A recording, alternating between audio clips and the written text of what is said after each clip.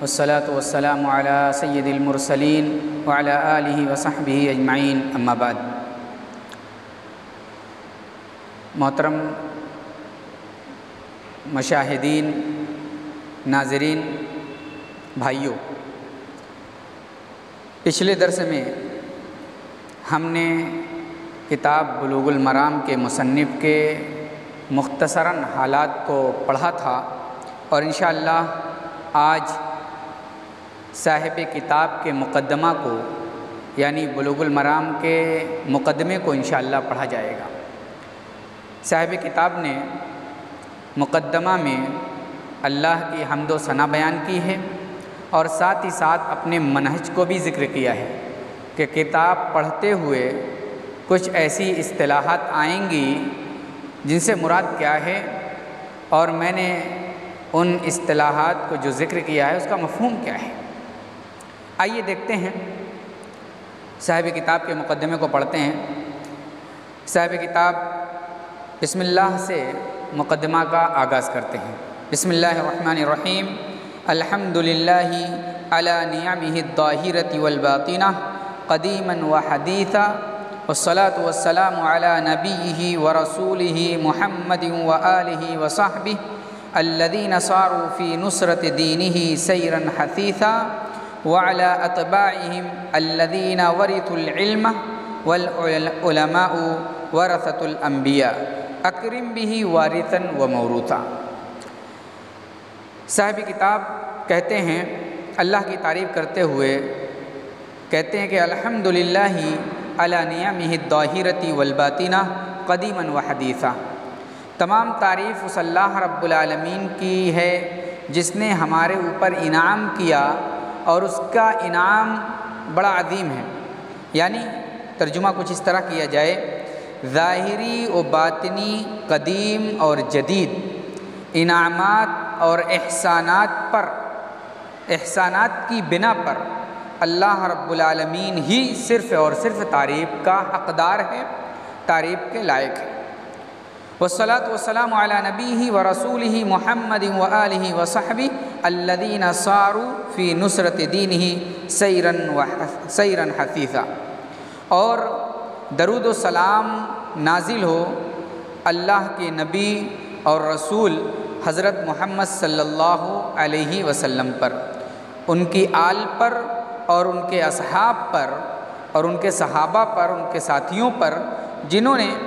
آپ صلی اللہ علیہ وسلم کی لائی ہوئی شریعت اور لائے ہوئے دین کی نصرت اور اشاعت کے لیے اپنی پوری برق رفتاری کا مظاہرہ کیا، اور تابعین کرام پر جو العلم کے وارث ہوئے، اور حقیقت ہے بھی کہ یہی علماء انبیاء کے وارث ہیں۔ کیا خوب ہے یہ وارث، اور کتنا عمدہ اور اچھا ہے یہ ورثہ۔ صاحب کتاب نے پہلے اللہ کی تعریف کی، پھر نبی پر درود بھیجا، پھر نبی کے آل پر، پھر نبی کے اصحاب پر۔ نبی کے اصحاب چونکہ نبی کے دین کو اور نبی کی شریعت کو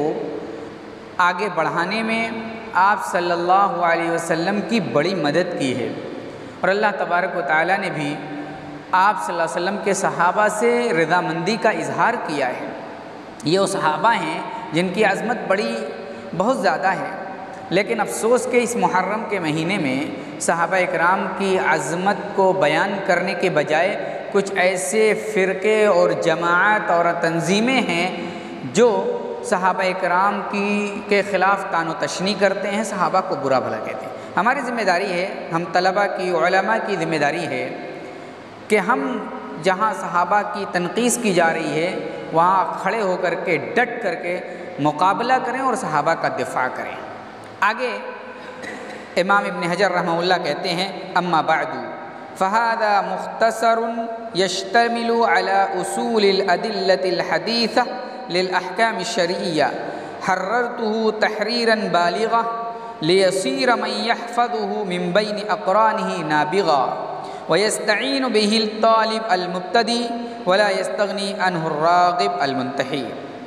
کہتے ہیں حمد و صلاۃ کے بعد اللہ کی تعریف، نبی پر درود و سلام، آپ کے اصحاب پر درود و سلام کے بعد عرض یہ ہے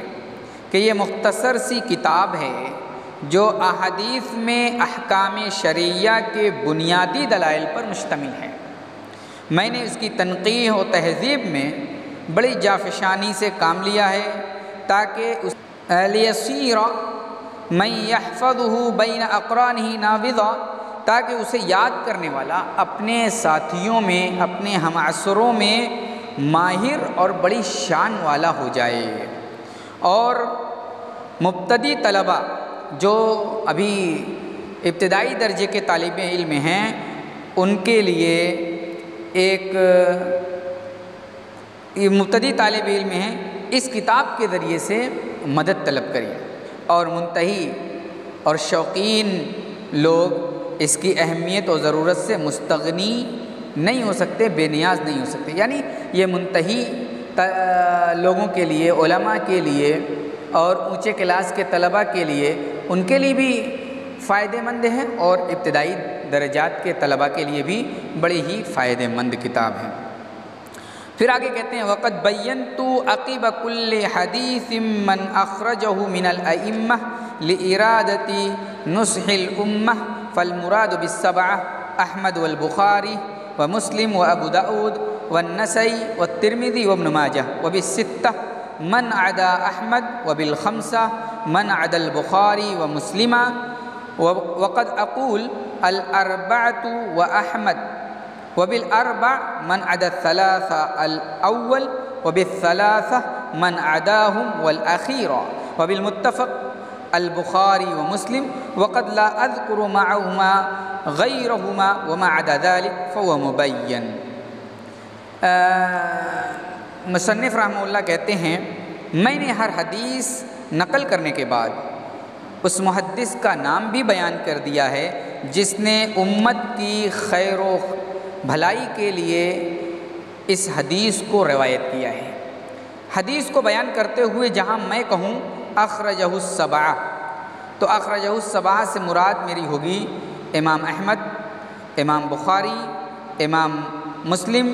امام ابو داود، امام نسائی، امام ترمذی، امام ابن ماجہ۔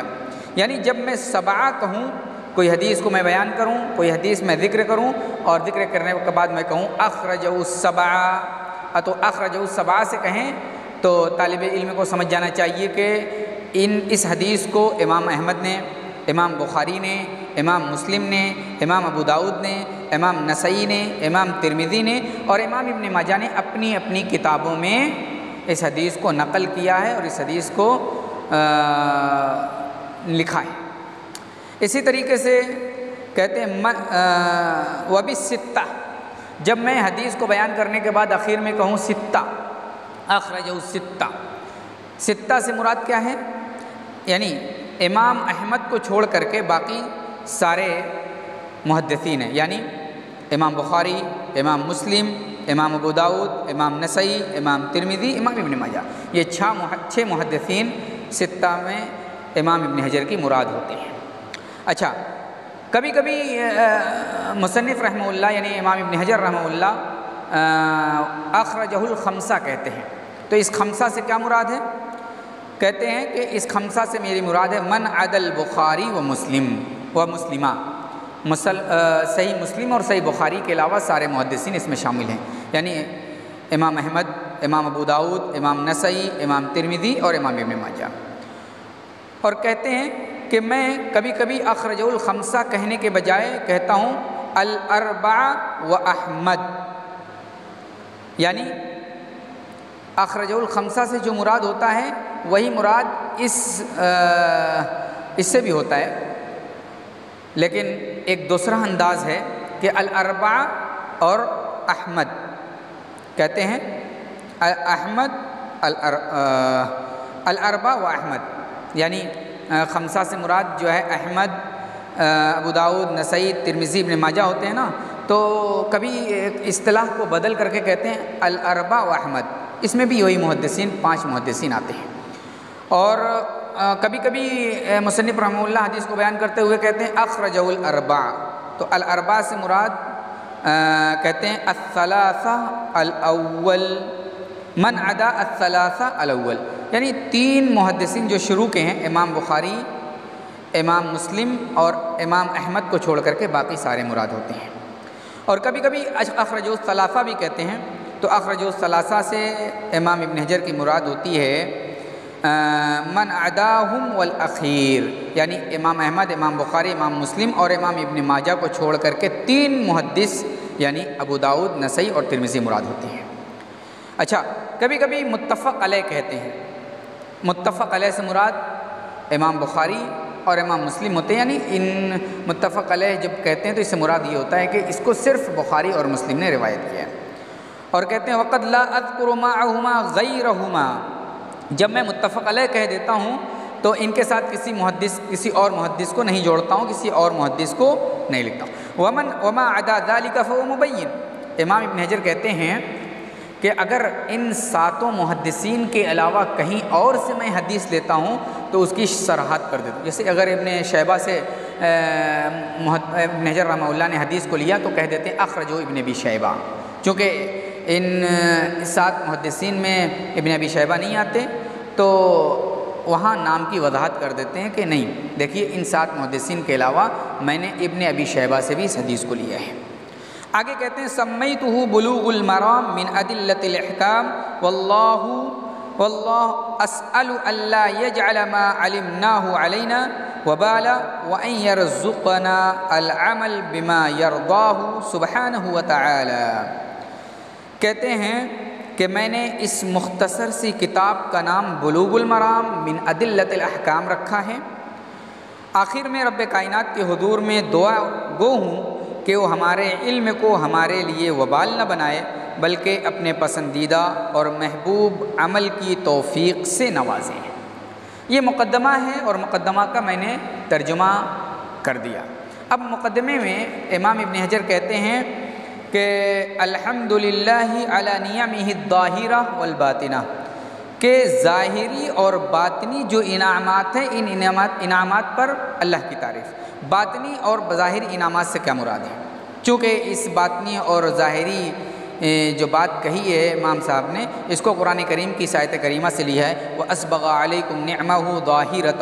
وَبَاطِنَةً، سورہ لقمان کی آیت نمبر 20 ہے۔ تو ظاہری نعمتوں سے مراد ایسی نعمت ہیں جن نعمتوں کا انسان ادراک کر سکتا ہے۔ ظاہری انعامات اور احسانات میں انسان کی شکل و صورت بھی آتی ہے، ظاہری انعامات میں انسان کا لذیذ اور عمدہ کھانا بھی آتا ہے، ظاہری انعامات میں اسلام بھی شامل ہے، اسلام ایک بہت بڑی نعمت ہے اور ظاہری ہے، اور اسی طریقے سے ظاہری نعمتوں سے زبان سے لا الہ الا اللہ کا ادا کرنا بھی ہے، اور اس طریقے سے جو بھی نعمتیں ہیں ان ساری نعمتوں کو ظاہری نعمتوں میں ہی شامل کیا جائے گا۔ اور الباطنہ کہہ کر کے امام ابن حجر رحمۃ اللہ علیہ ان نعمتوں کی طرف اشارہ کر دیتے ہیں جن نعمتوں کا ہم ادراک نہیں کر سکتے، جو غیب میں ہیں، ان کا علم ہمیں نہیں لیکن اللہ کو ان نعمتوں کا علم ہے۔ اسی طریقے سے باطنی یعنی پوشیدہ نعمتوں میں سے ایک نعمت عیب بھی ہے جس کی پردہ پوشی اللہ تبارک و تعالیٰ نے کی ہے۔ باطنی نعمتوں میں سے ایک نعمت یہ بھی ہے کہ دل سے لا الہ الا اللہ کہنا، دل سے ایمان کی تصدیق کرنا، یہ بھی باطنی نعمتوں میں ہے۔ اچھا، امام ابن حجر رحمۃ اللہ علیہ اپنی کتاب میں قدیماً و حدیثاً بھی کہا، یعنی جو پرانی نعمت ہے اور نئی نعمت ہے ان نعمتوں پر بھی تمام تعریف اللہ رب العالمین کی ہے۔ قدیم اور حدیث نعمتوں سے کیا مراد ہے؟ قرآن کریم میں اللہ نے فرمایا یا بنی اسرائیل اذکروا نعمتی التی انعمت علیکم، اے بنی اسرائیل یاد کرو ان نعمتوں کو جو میں نے، یا بنی اسرائیل اذکروا نعمتی التی انعمت علیکم، ان نعمتوں کو یاد کرو جو میں نے تم پر کی ہے، اور اسی طریقے سے تم سے پہلے کے لوگوں پر، تمہارے باپ دادا کے اوپر جو نعمتیں کی تھیں ان کو بھی یاد کرو۔ تو یہ نعمتیں ظاہری اور باطنی ہیں، پہلے زمانے میں جن کو جو نعمتیں ملی وہ قدیم، اور بعد کے ہم لوگوں کو جو نعمتیں مل رہی ہیں وہ جدید۔ اسی طریقے سے جدید انکشافات اور جدید ایجادات جو ہیں یہ بھی ایک جدید نعمتوں میں سے ہیں، جیسے موبائل یہ جدید نعمتوں میں سے ہے، کمپیوٹر اور لیپ ٹاپ یہ جدید نعمتوں میں سے ہے، اسی طریقے سے اور سہولت کی جو چیزیں ہیں یہ ساری چیزیں جدید نعمتوں میں سے ہیں۔ تو امام ابن صاحب رحمۃ اللہ علیہ اپنی کتاب کے مقدمے میں اللہ کی تعریف کر رہے ہیں، اور صرف عام تعریف نہیں بلکہ ساری نعمتوں کو شامل کر کے اللہ کی تعریف کر رہے ہیں۔ تو یہ کتاب میں نے شروع کی ہے، اس کتاب کا مقدمہ آج پڑھ لیا گیا، اس کتاب کا منہج بھی پڑھ لیا گیا کہ امام صاحب کا منہج کیا ہے۔ کتاب میں دوران حدیث نقل کرتے ہیں، اور نقل کرنے کے بعد حوالہ جو دیتے ہیں، حوالہ دینے میں ان کا منہج کیا ہے، ان ساری چیزوں کو ہم نے پڑھ لیا، سمجھ لیا، اور ان کو جو ہمیں یاد بھی رکھنا چاہیے تاکہ دوران حدیث پڑھنے کے دوران ہمیں معلوم ہو جائے کہ امام صاحب نے اخرجہ السبع کہا ہے تو اس سے کیا مراد، اخرجہ الستہ کہا ہے تو اس سے کیا مراد، اخرجہ الاربع کہا ہے تو اس سے کیا مراد، اور الاربع و احمد کہا ہے تو اس سے کیا مراد، اخرجہ الثلاثہ کہا ہے تو اس سے کیا مراد۔ تو یہ یاد رکھنے کی چیزیں ہیں۔ انشاءاللہ ہم آگے اب کتاب